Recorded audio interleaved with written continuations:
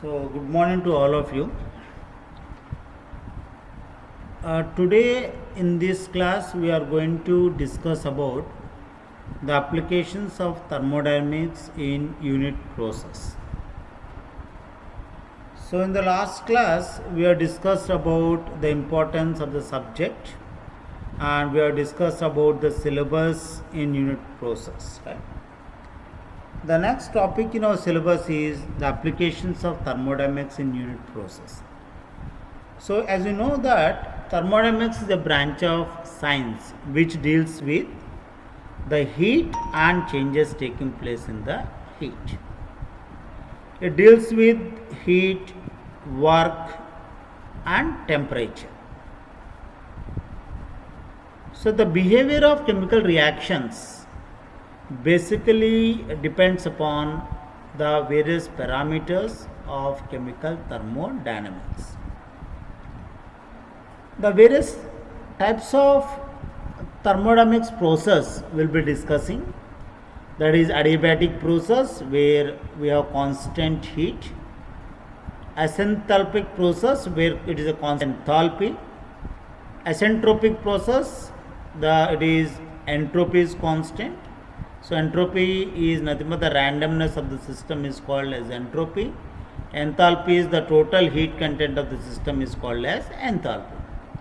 Isobaric process where we are keeping the pressure as constant. Isochoric process, the volume remains constant. In isothermal, we are keeping delta T is equal to 0. And in steady state, the total internal energy, that is delta U, is equal to 0. So, we also will discuss different laws of thermodynamics and the parameters, how to estimate various thermodynamic parameters will be discussing in the class. So, when you talk about these laws of thermodynamics, we have zeroth law of thermodynamics, first law of thermodynamics, second law of thermodynamics and third law of thermodynamics.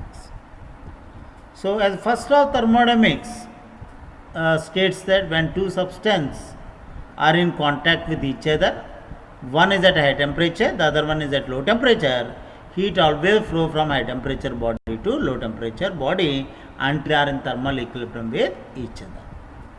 Or we can say when A is in thermal equilibrium with B and B is in thermal equilibrium with C, automatically A and C are also in thermal equilibrium with each other. The first law of thermodynamics basically tells us the total energy of the universe is constant. So, energy can neither be created nor destroyed, it can be transferred from one form to another form. So, the first law of thermodynamics will deals with the internal energy and enthalpy. So, delta U is equal to Q plus W, enthalpy delta H is equal to delta U plus P into delta V. So, this enthalpy is very important. It decides whether it is endothermic or exothermic in nature, any reaction. So, we will do some enthalpy calculations for different types of systems. Then the second law of thermodynamics basically deals with the entropy and gives free energy. So, as I already told you, entropy is nothing but the randomness of the system is called entropy. So, delta S is equal to delta H divided by T and gives free energy. The spontaneity of the reaction can also known by using the gives free energy. So, delta G is equal to delta H minus T into delta S. Delta G is equal to minus 2.303 RT logarithm of Kc if it is a liquid phase reaction.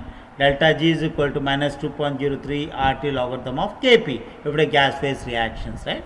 So, we will do some calculations also, right, how to calculate this enthalpy provided all the other data will be given to you, because the spontaneity for any spontaneous reaction delta G value should be negative in nature. So, third law of thermodynamics also will be discussing, right. So, we will discuss about these laws, importance of thermodynamics in the unit process in the coming class.